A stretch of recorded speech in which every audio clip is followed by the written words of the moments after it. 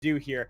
I want to see how they can fix that draft from before. As we get into it, we see pretty much the same band so far. The Sejuani, I don't think will ever be given over to Tion. How well he plays that with Doanby, loving those melee mid laners. Yeah, it's the best strat in the game right now. And it's been seen in Korea, it's been seen in China. It's Sejuani plus double melee laners.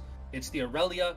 It's one of the reasons Aurelia's win rate has been boosted so high. It's the Aurelia, it's the Renekton, it's these melee champions that can capitalize off of it to the point where we're even seeing Camille mid in Korea.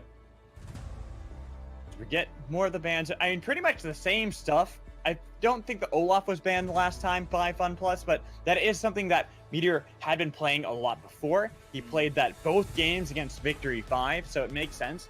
And taking away some of these junglers, kind of forcing the Rek'Sai that didn't really have that early game aggression that we wanted to see out of BLG. And almost the same picks on the side of FunPlus too.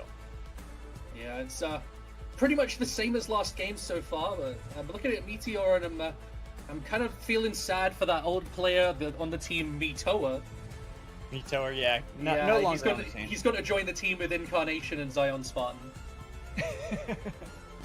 He's off playing in that Summoner's Rift in the Sky. That he is. As finally we do see a little bit of change coming in. It's the Lucian and Yuumi taken by BLG this time around. Now, while I like the Yuumi with the Lucian a little bit, it is something that I didn't think was the most impactful from the bot lane coming in from FunPlus. I thought that it was good. It helped. I think the Yuumi was the big power statement in that bot lane. But the thing that you did touch on last game is what counters Yuumi, and the thing that you suggested was Nautilus. Yep. And Nautilus has already been locked in for FunPlus. They're happy to throw this in the bot lane. This doesn't have to go mid. And I do prefer this a lot from BLG, where they don't show their solo laners that early. They try and lock in that bot lane and support as early as possible, and just get some nice pressure. So they've got a pushing bot lane again. They've got a bot lane that can survive the 2v2 and is self-sustainable. And it can go aggressive if Meteor does want to play towards it. And now they can try and focus on getting these juicy solo laners. And it's actually interesting because looking at Shinmo having, I think, the third game now of Yuumi in this summer split will be interesting to see, kind of lowering the win rate if they don't manage to pick this game up. But it's something that I kind of need to see how they're going to be able to perform. I want to see how they're going to be able to really fight back against Chris, someone who's been kind of dominating in that bot lane, looking really strong himself. And that Yuumi game prior. What I'm looking forward to, though, is the best region in the world playing later on today and how they react to the Yuumi pick in the LEC. But LPL is playing right now. Yeah, but that's like the fourth best region in the world behind NA, Korea, and EU. Oof. Big oof. Actually, technically, wouldn't Korea be the fourth best, if you think about it? Because, yeah. I don't know. We're getting into semantics there. We're getting into semantics.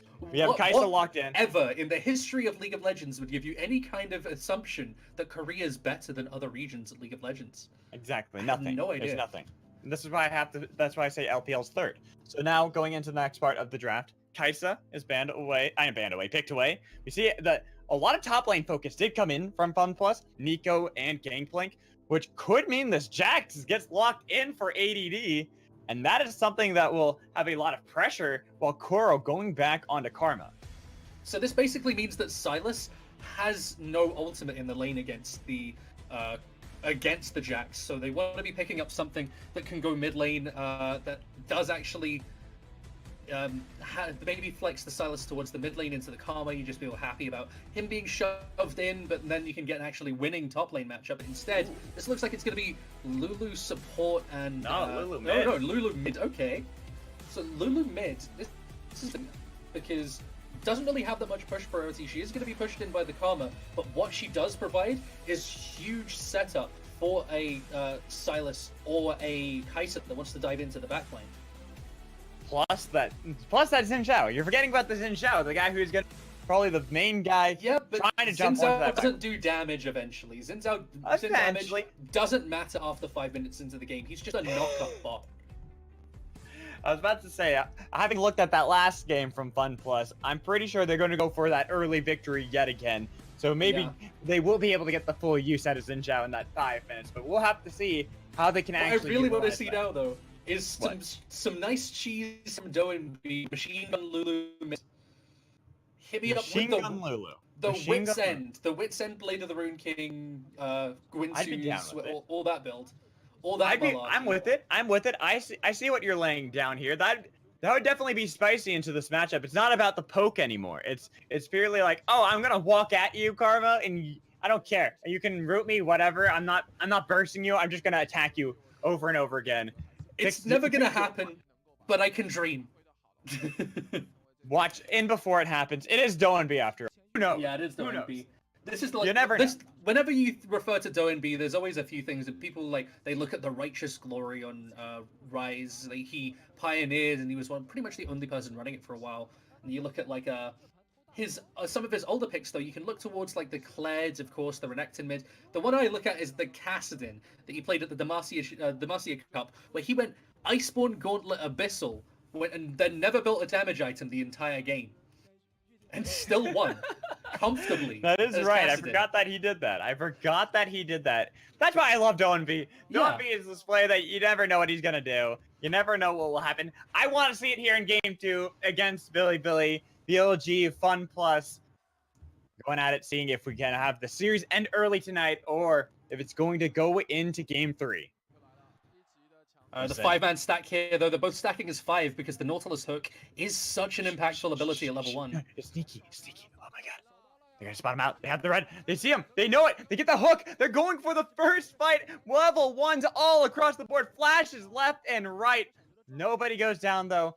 We see a lot of summoners burned already to get the slow onto Silas, but not going to be able to follow it up.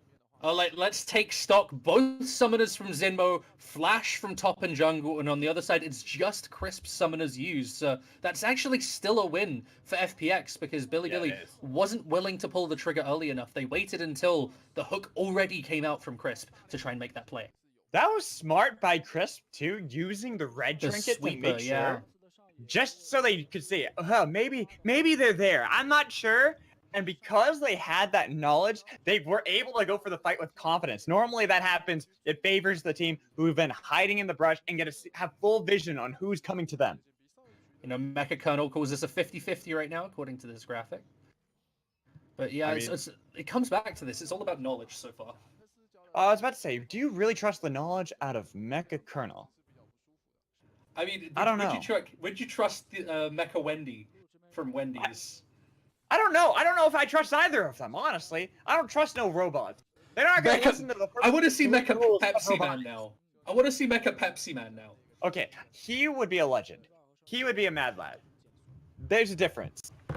He's awesome. Mecha Pepsi Man would give you the exact predictions every single time. He's someone I would accuracy. trust. I would trust him with my life, honestly. Already here we're seeing Gimgoon build up a really strong advantage here in the top lane. He's actually been able to stack up this wave. If he can push it in now the cannons arrived and force this under the enemy tower, this is a really rough matchup early for ADD, and especially since he's had to blow his flash, Tian has to be looking at the bounce and potentially freezing this away from ADD. Yeah, and so far he's used a lot of the corrupting pots, trying to see if he can at least hold his ground a little bit more. Getting that good trade in. I'm more surprised that we're seeing him go for this full-on aggression in this top lane, trying to see if he can bully around ADD so bad. Yeah, I would have really naive. Right. So what you can do right now if you're Gimgoon is just try and get this wave to bounce back at you, and then freeze the wave far enough away that Tian can make a move towards the top side of the map. So it has to force something out from Meteor, and that's going to be the TP from Doenby. Right. I'm surprised that that's who showed up, and Kuro as well answering it. Jungler's fighting too. Flash from Tian. Knowing the flash is down from Meteor, the shield comes in from Kuro. They're underneath the turret. A lot of damage coming in from the Glitter Lance. Do they want to go for the dive this early? I think that's a little bit too ambitious, FunPlus, but they're saying, who cares? We don't care. We're going for it. We got the chains. We got the damage. First blood, double kills over for their side. Kuro, the third hit! Surviving. Get the hit. No. Kuro survives 2 kills to FunPlus. Yeah, this is FunPlus in a nutshell. This is what you do with this roster. It's only 4 minutes in, and they're diving between the towers. They've only got 2 kills. I didn't think they were going to. I thought they were going to back off, and they're like, what do you mean? There is no off button. We dive. We kill. We fight. And what this means now is ADD, he's lost so much of a wave to this top side that is likely to push away from him as well for pretty soon. So he's in a really rough position. He's down a lot of CS. He's going to be down items, so they can potentially repeat gank him. But I love the trigger pull there, where the moment that large wave is collapsing, the TP from mid, only 3.5 minutes into the game, the decisiveness of this team, the fact that they just go, no, we're just going to go for this play. And yeah, even when he knows he's going to get stunned, just knowing he can get that root for a split second, that split second stun, Gimgoon goes in and buys Tian the damage onto the backline. I'm still impressed by that. I did not think they were going to. Cool. I thought they were backing off for sure. I'm like, oh, they have the wave, but if BLG is smart, they'll stay underneath the turret, and they backed off. They're too afraid of the dive. They might have actually been able to turn around at least a kill or two because the flash was down from Tian.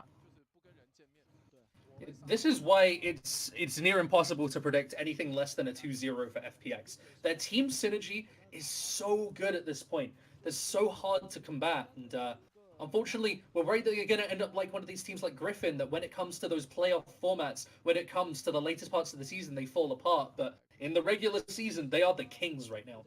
I was just about to say that. I'm like, right now, they're looking like they're the... And honestly, as long as they can keep this up, they might be able to get that 3rd seed, but... Well, let's see. That's a future prediction. I'm just worried that they turn into Griffin, where Griffin I really hope not. Griffin's one of the best teams that the LCK's ever had, but always around that sort of playoff time, things start to slip. Towards the latest start of the season, things start to slip, and FPX, that's what happened to them as well. They were so dominant for so long, but when it came to playoffs, they fell apart. That is definitely a worrying trend. You don't want to see that trend. I want to see FunPlus do well, but I also want to see a good match. I like watching good matches, so maybe BLG can do a little bit more, but you liked ADD last game. This game, it's not looking nearly the same. This time around, the matchup heavily favoring Gimgoon in that top lane. Yeah, Gimgoon not letting himself be punished like he was last game, but unfortunately I'm having a couple issues. If you mind. Yeah. It's fine. I was having similar issues. That's why I was trying to talk. It's okay. I can talk. It seems like it's gotten better on my end. Yeah, so, there we go. It seems to be sorted, yeah. But now we can see it's a 20 CS lead in the top lane, slight CS lead for DoNB here in the mid lane. Bot lane, it's not really been that active. We normally talk about Yuumi and how much she impacts the game, but really having that much of an impact this time around. Well, that's the thing. It's so difficult in this matchup because normally as Yuumi, you actually don't want to spend too much time in you and me. You want to make sure that you're pretty much jumping in and out, getting the bop and block, so that way you have the shield that you can gift over to your AD carry, getting the prowling projectiles when you jump back. You want to keep getting these stacks out of your Frostfang as well. So it's something that is risky into the Nautilus because while you're in mid dash for you and me, you can get hooked. You can get taken back in. You're so damn squishy when you're not connected to somebody that Yuumi will die. You don't normally take flash. You see the exhaust and heal from Shinmo, and that is the standard sort of style coming in from Yuumi. So if you can thread the needle and find that hook, she can be caught out. She has one of the lowest base HPs in the game, similar to Sona, like you say. So can be very vulnerable if you do catch her up. But right now, going even in CS in this bot lane, and what I find most interesting is LWX going completely against the philosophy of what FunPlus puts forward by going a cull. Saying, you know what? I see what they want to do, and we'll just make sure we don't even worry about it. We're scaling up for the team fights. We want to join up later on. They're winning the top side of the map. Who even cares about this? When FPX has a civil war, this will be the reason why. Just this cull. Just this cull. Nothing else. Separated fathers from sons, brothers from sisters. The cull is all it took. Now we're seeing a potential blue buff fight. 3v3. Smite goes over to Tian. He was able to get the wild growth to steal that away as well. They walk out. Both the mid laner and jungler have a blue buff, and they are looking pretty beautiful. Beautiful, that's what we're saying. Okay. Beautiful. Beautiful. Why do you do this to me? Why are you the way you are? You don't want to actually know the answer to. There's a lot of repressed memories to dig through for that answer. All right. So right now, stolen away the ult from Meteor. Was able to get the knockup onto Gimgoon, but able to connect the chains. Counter-Strike delays for now, but that's the Void Rush stolen away by Gimgoon. Now the final chapter with the TP in the top lane to be able to get the root and kill onto Silas. So they try to see if they can turn it around. 3v2, but they have the damage already taken out Illusion as well. Meteor has to get out of there with the tunnels. They don't really want to fight this one. They know that there's too much damage coming in from Tion. It's the 1 for 2, and they get the TP from the bot lane. We talk about the double TP strats and how they've been, but the ADC TPing to top lane, this is a fairly new one.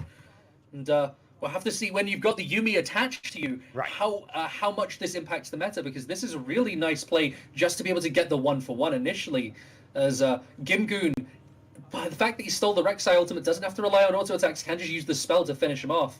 But Jin Zhao just gets caught out of position because he has to TP in so far behind. So I think it would have been much better if he actually just TP'd to the Rek'Sai tunnel that was sitting there, like right in the lane, where he wouldn't have been massively out of position. Ooh. LWX taking a lot of damage from Jin Gao in that bot lane, having to really fall back. You can't fight a Lucian versus Kai'Sa matchup. It's really risky. It's pretty much you're getting outscaled, but now top lane. Talk about outscaling. ADD getting a lot of damage onto Silas. Has hit level 7, so having that extra damage coming in from the third auto attacks with his ult really does help out. He's sitting there with his item thrift store at the minute. Doran's Blade, Negatron Cloak, and just all these pieces, but Tion, oh, he's been collapsed, but he's look at how turning much it. damage he's absorbing, though. He's able to get so much onto Crow that they're going to be able to kill with the red buff for Tion, with Meteor taking a lot of damage. Everyone is looking for the claps. They're trying to make sure that they can clap back. They get the damage onto Tion, but trying to go for the Void Rush. They're going to be turned around. Meteor is going to be able to pick up the kill, but Kuro gets it as well. Now Jin Zhao pulled back in with the Dredge Line. Here comes LWX to make sure that they can finish on everyone. They give the kill over to Doanby. They have the lead, and that is what we want from FunPlus. Yeah, and FunPlus snowballing the lead even further. This is a little bit slower than last game, a little bit less clean than last game, but all the same, this is a massive lead, 4.5k at 11 minutes. And this scaling Kai'Sa doesn't really matter when she's just going to hit that 100 CS point really early from the fact that she's just got all this pressure bot lane consistently. She's not having to give up anything as just a red smite plus the red buff, enough to finish off Kuro in the mid lane, just as Jinmo was about to jump to him and heal him as well. Kind of heartbreaking, but FPX forcing their aggression directly into Bilibili's jungle over and over. It's just so hard to stop. It really is. It's something that we expect from FunPlus, but still from Bilibili, you kind of want them to be able to play a little bit more tempered, knowing that there's probably going to be that aggression coming in from FunPlus, but you can see how little control they have and how hard it is to stop this huge snowball potential out of FPX. I don't know if there's a team that can play controlled enough in the world, other than maybe SKT on their best day, that can actually shut down FPX's aggression completely and play a slow game. Because you can fight them on their own terms and buy into an aggressive sort of like kill per minute kind of game, over maybe more than that, where you're actually going kind of even with them. But you can't just deny them and get FPX to play a game where they go like 5 kills at 20 minutes. They always will play aggressive, and they are so hard to stop. You can already see 5,000 gold lead for FPX here at almost 13 minutes into the game. And that isn't even off of plate. Sure, they have a lot of plates, but they got a lot more in game 1 and still didn't have this kind of lead. It is that pressure that they've been able to get from these dives, from these plays, the picks themselves, invading into Meteor and making sure that they can control him like they're trying to control this dragon. And this is a good position for FPX to fight in. They have the vision control. They can zone out Meteor from this fight, and Doanby has the push mid. There's nothing you can really do as Bilibili, and with a mountain and a Infernal now, they're stacking up really nicely, and they don't really have the best Baron damage with their composition until the Kai'Sa really comes online. But with the damage that they're going to be getting from the Mountain Dragon, it makes it that much easier to play around that objective. Hopefully they'll be able to soon as well, once it does spawn up, unless they end the game before then. And that is a real potential with how snowbally we've seen FunPlus play. That would mean bad things for Bilibili if you see a game like this end before 20 minutes. So, especially when you're expecting good things coming in from them, but they have no control. They have no control. They get obliterated. This is reminiscent of what we actually saw in 2018 of the Kabil Lulu, because Camille would like to invade the enemy jungle consistently. Lulu would instantly ult her so she gets the free knock-up, can put down that extra DPS, and so we're seeing that utilized yet again here. And with the Glacial Augment setup, it makes it even easier for Doenby to roam with Tian and set up these picks, and it's a different kind of 2v2, a lot less focused on Doenby this time around, but Tian showing he can step up and be the carry in that matchup too. This is really nice development for how the two of them work together. A little less focused on Doenby. Still 4-0-4. The Glacial Augment. But all the same, the setup is meant to be him Right. allowing Tian to do damage, facilitating Tian to do the majority of the damage. That's why he's gone for Glacial Augment. Playing the actual support where, you know, they get the CS and you get the kills. That's how support should be played. Yeah, right? that's how support is meant to be played, definitely. Yeah, that's the Pyke main philosophy. No, this is the Vigar support philosophy. Get out of here with that.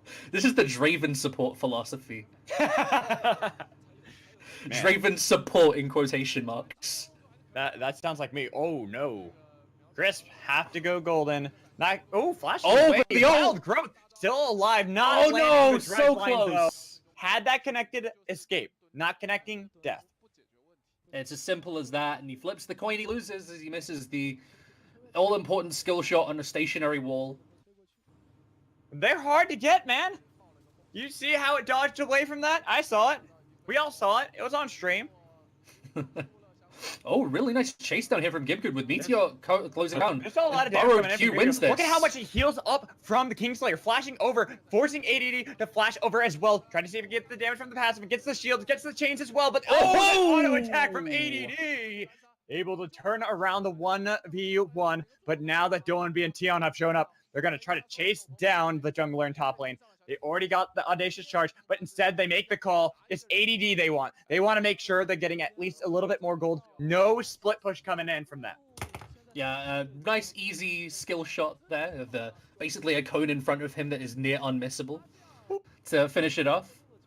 And the kind of thing that we talk about, though, and I want to come back to this mid-jungle duo a bit, is it's a really nice development for Tian and Doenby, because how it started off at the start of the spring split was Tian was playing the Gragas to the Yasuo. He was playing the Sejuani to the Aurelia. He was he was playing just these tank champions to enable Doenby to be this big carry threat. And it developed slowly to the point where he was playing like Aatrox Renekton as the duo, and the Aatrox jungle was coming through, allowing him to be more of a carry threat, and putting more and more faith in Tian as time's gone on. He had a really nice debut last year on Suning, and he's really come to shine on FPX.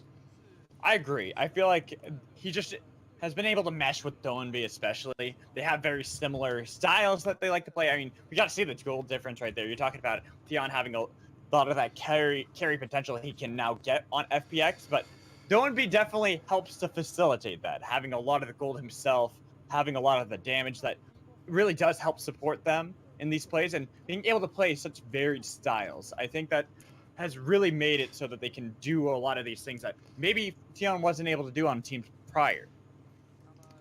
I got a question for you here, Magical. Oh, yeah? How long before Doenby hits full stacks on a Mage Eyes? He's on 10 stacks on a Dark Seal right now. How long before he hits full stacks on a Mage Eyes? Well, first he's got to buy it. Do you think he will? Because that's not the question. I think he will. I don't think he will. I think that we won't see it. So, no full stacks this game.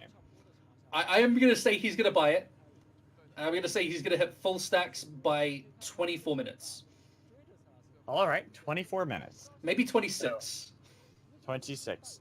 We'll see. He has the Ardent Sensor, so that's kind of what makes me wonder if he's actually going to or not. Hey, it's a power spike and it's a cheap item that gives a lot of AP. And there's another cheap item that gives a lot of AP. It's also called Mage Eye Soul Stealer. Touche. But they already have two Infernal Drakes now. They have a lot of damage. They have a lot of chase down potential from Wow, it's like building more AP would really work for him right now. With two Infernals, you know what? He can really heavily stack AP. If you want to style on something, we all know that that's the real item in the game. Don't even at me, Sin. Don't even at me. Omrekka isn't a real item, Magical. They've tried to remove it for a reason. Don't at me. Best item in the game. We all know it. For the record, Magic was the guy who has his stream emote as a anime-eyed home wrecker. Yes, I did. He has this level of belief in this item. Yeah, the fact that Twitch approved it means it's the best item, right? Have you know, 100% win rate. Yeah, I mean, so does the Wizard Lizard. It doesn't mean it's good. Yes, it does. Statistics. Just saying. Oh no, ADD. You did not want to go there. You did not want to go there. Yeah, you don't want to fight in that 2v2. So 6-0-4 now from Doinby. As he's got another huge KDA in this series. If only he went Machine Gun Lulu, they would have gotten that. Yeah. With Machine Gun Lulu, this game would have been over so much quicker. Agreed. But it doesn't matter. I mean, they're already up, what, 10,000 gold at 20 minutes? All right, he's basing. Okay, is it time for the Magi's? Moment of truth to see if we actually get the Magi's. I don't believe. I don't have faith. I think when he's got a 10-stack Dark Seal, it's actually gold efficient to just do it. I think it is too, but I don't think he did. Let's see if he sold it or not. No balls won't do it. Oh, he did it! He did it! He did it! Oh man! All right. He's got 4 to 6 minutes. 4 to 6 minutes to be able to do this. Between 24 and 26 minutes, he has to fully stack this. Okay, if he doesn't get the full stacks, then it doesn't count and Sin loses. But I'm wrong already because I didn't think he would build it. Now we got to see a fight. We have to see what's going to happen. Of little faith. Oh man, this is a power move. FunPlus, they're so far ahead. They are so undeterred by Bilibili. They just start the Baron up knowing that they can easily turn it around. They already have it down. They're already going to be able to pick that up before there's even a fight coming in and they get the damage on a meteor. Look at how much happened from Kaisa alone. They're forcing out the flashes. Jinzhao trying to return the call, but way too much damage comes in from FunPlus. They get an easy dive and they should be able to march in those minions into the turret. Yeah, and that's a lot of damage set up. That's a lot of potential wave setup as well with that huge top lane wave that is being escorted down by Tian. So if they can move up to this as well, they're losing the bot lane tower, but look at what they can get off the back of it. Oh no, they lost the tier 1 at 21.5 minutes. Oh no, whatever will they do? I don't think it's over. You're right. They can't do anything except for maybe take the entire base of Bilibili. But that doesn't matter, right? Yeah, like that doesn't matter at all. Yeah, it's they can trade 3 towers and an inhib for 1 tower, but that's clearly a worthwhile trade for Bilibili. No, don't forget the Gromp too. Okay. Oh, and the Gromp, yeah. Break down the fight. This is I mean, like there isn't really a team fight breakdown. It's just Bilibili broke down in that fight. It's kind of just running them down off the back of the Baron because they overstepped trying to contest the Baron without having any vision control, and the Baron was pretty much already dead before they could even get into range to contest it. So, unfortunately, Bilibili just had to give that one up, and they lose their inhibitor because they didn't. Exactly. There's nothing really that can happen right now from Bilibili. Pretty much, they need a miracle back in 14 stacks. 14 stacks. All right, you're getting there. You're getting there. Let's do this. Let's do this, Doinby. Don't let me down. End the game first. Come on, guys. I believe in you. You can end the game before that happens. Because right now, they're marching it in. They look like they can easily take this down. They still have ADD in the top lane, but this time it's actually reciprocated by Gimgun. Trying to make sure that they can go for the fight and stop the TPs. Has a 2-level lead over this Jax as well. Has stolen the ult. Goes for the full 1v1. Has a little bit of resistance. But the bot lane, they already picked up the kill on a meteor. And the final chapter only did a little bit of damage. Got the minor root. And now they're going for the full chase. The killer instinct has so much damage on Delusion. They take him out already. Curve back at the base. They cannot follow it up. They can't do anything. They have to watch their base crumble as FunPlus looking to end this game quicker than before. There's 18 stacks right now. He doesn't have the full Magi's. They are looking to end the game before then, Sen, as the turrets are going down. There is that damage coming in onto Curl, trying to see if they can pick him up in his own fountain, but instead... No, don't do it! Oh, they have it in the base. They don't get it. Trade me! Game ends. FunPlus 2-0 Bilibili. Yeah, that game had been kind of over for a while, so we had a bit of fun with it, but FunPlus, they played it so cleanly with that mid-jungle duo yet again, showing up huge, and they locked down this series for themselves. Bilibili have to walk out of this one a little bit upset, but all the same, we talked about the potential this roster has. This isn't really the roster that we were expecting them to show it against. But going forward, they've got a lot to learn from here, and I think a lot of it comes from what they do with Meteor and where they choose to play him around the map, where they're allocating the resources. So it feels like ADD really could have been played around a lot heavier. You said it before. It was a really apt analogy comparing FunPlus to Griffin.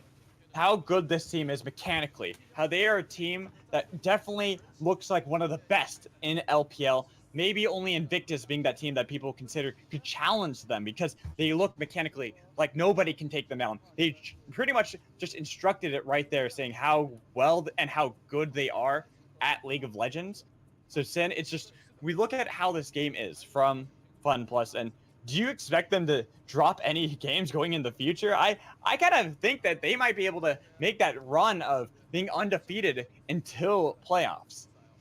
I don't think they'll make it quite that far, but I do expect 6-0, 9-0, that kind of level of performance before we start to see them drop a series to maybe IG, maybe they're going to drop a stray series where they try some new stuff, but all the same, right now it's hard to see anybody eclipsing the level of prowess they're showing. It looks like Kuro and Doinby having a bit of a conversation there. I should have phrased it a little bit better. I meant a series loss, that they'll go undefeated that way. Yeah, I meant a series loss as well. Yeah, you kind of picked up on that. I just want to make sure to clarify that as we get to see the damage graphs. It's like you said at the end of the game too. We pretty much knew that game was over since about, I'd say 11 minutes, 11 and a half minutes right there. Yeah, well, to be honest, we kind of knew it was over from the top lane dive at 3.5 minutes. That is true. Where you just see a beautifully executed dive coming in from FunPlus to start when the tower literally does half of your health with one shot, that is still able to execute a dive in between two towers. Yeah, that was just well done by FunPlus, and this makes me so hyped for them this season. I want to see them continue this. I want to see how they're going to be able to move forward. I also want to see Bilibili be able to recover a little bit and see how they're going to be able to do in the future. I mean, this game was definitely rough from Bilibili, and what were their weaknesses, would you say, just looking at how that game was? Was it really just that mid difference? I think it's a lot more than just mid difference. They drafted really poorly in game 1 in terms of what they had, but in game 2, they're just a resource allocation where they choose to put their vision, where they choose to move their members, seemed to be really detrimental to what they were trying to do. And even though ADD was putting up such good numbers come that sort of mid-game point, if they'd been able to set him not so far behind earlier, even just get him a couple kills, we just have to wonder what he could have done, how much he could have changed this game, just by having a consistently winning side lane. All right, Sen, you broke it down well, but I feel like you can go over to the desk and really break this down so everyone can hear. So TJ, please go ahead and instruct the boys on what to do. I don't know how much